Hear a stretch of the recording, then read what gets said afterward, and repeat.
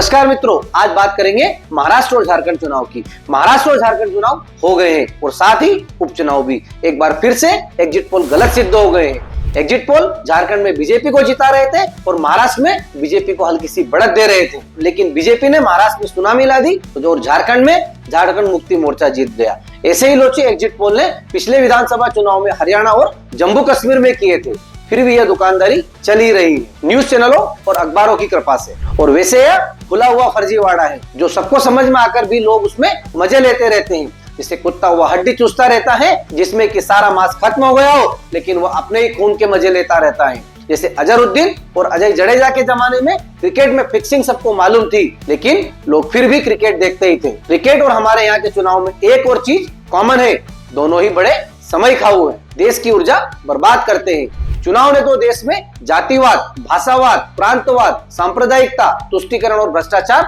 सभी कुछ बढ़ाया है और क्रिकेट ने आलस्य बढ़ाया है।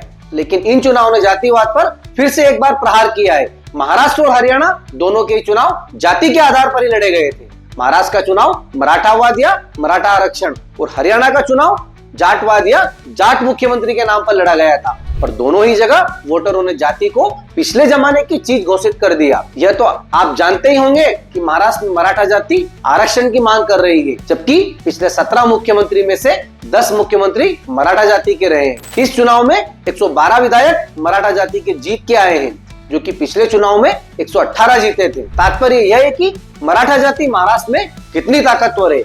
वोटरों ने ना तो इनकी ताकत बढ़ाई ना घटाई, और यह ताकत स्वतंत्रता के बाद से ही चीनी मिलों और चीनी कोऑपरेटिव के माध्यम से बढ़ी है।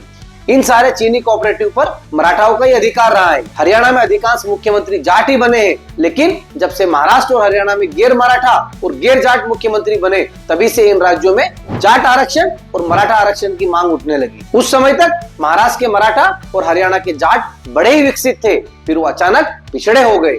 खैर, वोटरों ने एक बार फिर से राजनेताओं के दिमाग से जाति के जाले साफ करने का प्रयत्न किया है, लेकिन इस बार की तरह राजनेता बार बार घूम फिरकर जाति पर ही आ जाते हैं, क्योंकि भ्रष्टाचार का मुद्दा तो बहुत पुराना पड़ चुका है। आज से 50 साल पहले जॉर्ज फर्नांडिस ने कहा था कि 15 साल पहले तो भ्रष्टाचार कोई मुद्दा हुआ करता था, लेकिन आजकल नहीं है। मतलब भ्रष्टाचार तो 65 साल पुरानी बात हो गई। चोर चोर मौसेरे भाई हो गए। सभी राजनीतिक पार्टियां भ्रष्टाचार में लिप्त रहती हैं, तभी उनकी पार्टी चलती है। और इसका सबसे बड़ा उदाहरण है महाराष्ट्र, जो कि भारत का सबसे बड़ा इकोनॉमिक राष्ट्र होने के बावजूद भी जहाँ का इंफ्रास्ट्रक्चर बुरी तरह से ध्वस्त हो चुका है। चाहे शरद पवार राज कर रहे हो या उद्धव ठाकरे या देवेंद्र फडणवीस या एकनाथ शिंदे, सड़कें वैसे ही खस्ता हाल है और बिजली रुक रुक के आती है और हर काम के लिए कार्यालय के चक्कर लगाना पड़ते हैं। मुंबई गोवा हाईवे को बनते बनते कितने साल हो गए, ये तो शायद आप सभी जानते हैं। मतदाता भी शायद हार कर यह मान चुके हैं कि जिस तरह उनको प्रदूषण और गड्ढों में जीना पड़ेगा, उसी तरह भ्रष्टाचार के साथ भी रहना ही पड़ेगा। फिर भी किसी न किसी एक भ्रष्ट नेता को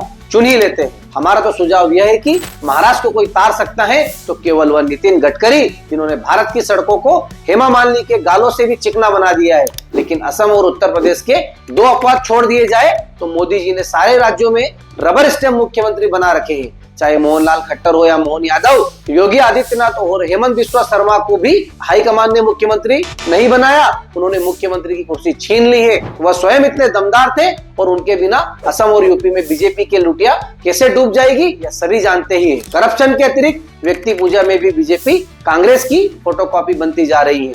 बीजेपी के हर नेता को हर वाक्य में मोदी का नाम 3 बार लेना जरूरी होता है, चाहे टॉपिक कोई भी हो। इस तरह की व्यक्ति पूजा देश नेहरू और गांधी की भी कर चुका है और बुरी तरह ठोकर खा चुका है।